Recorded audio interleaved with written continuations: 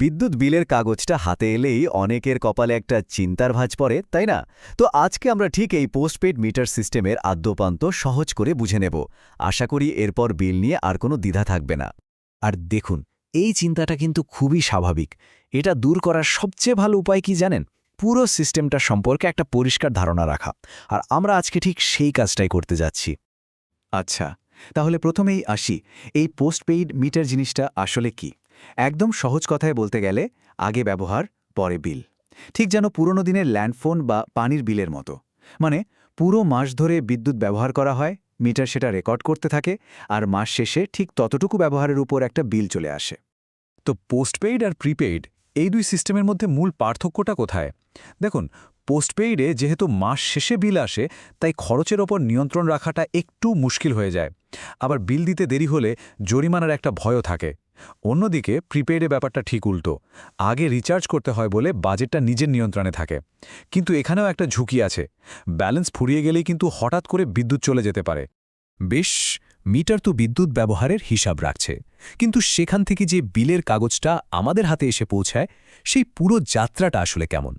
চলুন এবার বিল তৈরির সেই প্রক্রিয়াটাই একটু ধাপে ধাপে দেখে নেওয়া যাক।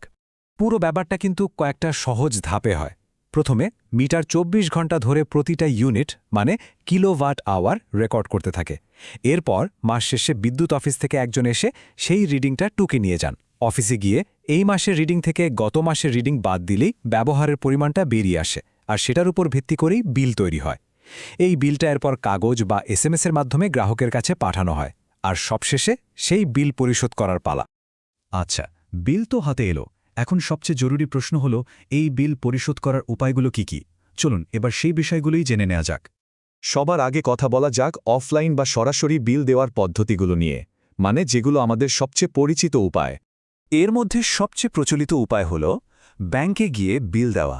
এছাড়া বিদ্যুৎ অফিসের নিজস্ব কালেকশন বুথ, পে চিহ্ন দেওয়া, বিভিন্ন এজেন্ট শপ, এমনকি পোস্ট অফিসে গিয়েও কিন্তু বিল জমা দেওয়া যায়। তবে এখানে একটা বিষয় খুব জরুরি, বিল দেওয়ার পর যে সিল দেওয়ার রসিদটা পাওয়া যায়, সেটা কিন্তু অবশ্যই অন্তত ৬ মাস খুব যত্ন করে রেখে দিতে হবে। এটা হলো বিল পরিশোধের প্রমাণ। অফলাইনের পাশাপাশি এখন তো আরও সহজ আর সুবিধাজনক একটা উপায় আছে, তাই না? হ্যাঁ, অনলাইন পেমেন্টের কথাই বলছি, যা ঘরে বসেই সেরে ফেলা যায়।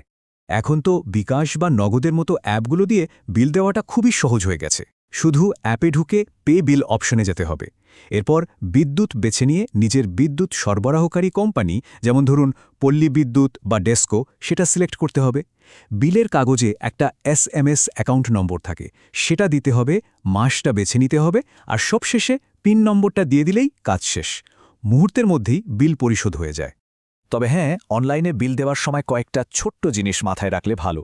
যেমন পেমেন্ট করার পর ডিজিটাল রসিদের একটা স্ক্রিনশট বা ডাউনলোড করে রাখা, অ্যাকাউন্ট নম্বরটা দেওয়ার আগে দুবার মিলিয়ে নেওয়া, আর সবচেয়ে বড় কথা হলো একদম শেষ দিনের জন্য অপেক্ষা না করা, কারণ অনেক সময় প্রযুক্তিগত সমস্যায় শেষ মুহূর্তে পেমেন্ট আটকে যেতে পারে। তাই নির্ধারিত তারিখের অন্তত ১-২ দিন আগেই বিল দিয়ে দেওয়াটা সবচেয়ে নিরাপদ। আচ্ছা, এই পর্যন্ত তো সব ঠিকঠাক ছিল, কিন্তু এবার একটু সিরিয়াস কথায় আসা যাক। যদি কোনো কারণে বিল দেওয়ার যে নির্দিষ্ট তারিখ সেটা পার হয়ে যায়, তাহলে ঠিক কি হতে পারে? হ্যাঁ, এই প্রশ্নটাই সবার আগে আসে। সময়মতো বিল পরিশোধ করতে না পারলে এর প্রথম এবং তাৎক্ষণিক পরিণতিটা কি, চলুন সেটাই জেনে নেই। প্রথম যে জিনিসটা হয় সেটা হলো একটা জরিমানা। এটাকে বলা হয় বিলম্ব ফি। সাধারণত মোট বিলের ওপর ৫% হারে এই জরিমানা করা হয় এবং পরের মাসের বিলের সাথে এই বাড়তি টাকাটা যোগ হয়ে আসে। তাহলে ব্যাপারটা কি দাঁড়ালো? ১ মাস দেরি হলে শুধু জরিমানা দিয়ে পার পাওয়া যাচ্ছে, কিন্তু আসল বিপদ সংকেতটা বাজে যখন টানা ২ মাস বিল বকেয়া পড়ে যায়। তখন কিন্তু বিদ্যুৎ কোম্পানি আইনত সংযোগ বিচ্ছিন্ন করে দেওয়ার পদক্ষেপ নিতে পারে। তাহলে ২ মাস বিল বকেয়া থাকলেই সংযোগ বিচ্ছিন্ন হওয়ার ঝুঁকি তৈরি হয়। কিন্তু ভাবুন তো, এরপরও যদি বিল পরিশোধ না করা হয়, তখন পরিস্থিতি কোন দিকে যেতে পারে? চলুন এবার সেই চূড়ান্ত পরিণতি আর বড় বিপদগুলোর কথা জেনে নেওয়া যাক। পরিস্থিতি তখন কিন্তু সত্যিই অনেক জটিল হয়ে যায়। ধরুন কেউ যদি টানা ৬ মাস বা তারও বেশি সময় ধরে বিল পরিশোধ না করেন, তাহলে কি হবে? তখন কিন্তু পরিণতিগুলো বেশ মারাত্মক। শুধু যে লাইন কেটে দেওয়া হয় তাই নয়, অনেক সময় মিটার এবং মূল সার্ভিস তার পর্যন্ত খুলে নিয়ে যাওয়া হতে পারে। সমস্ত বকেয়া বিলের উপর জরিমানা জমতে জমতে ঋণের বোঝাটা অনেক বড় হয়ে যায়। এমনকি বিদ্যুৎ কোম্পানি বকেয়া আদায়ের জন্য গ্রাহকের বিরুদ্ধে সার্টিফিকেট মামলা নামে এক ধরনের আইনি ব্যবস্থা নিতে পারে।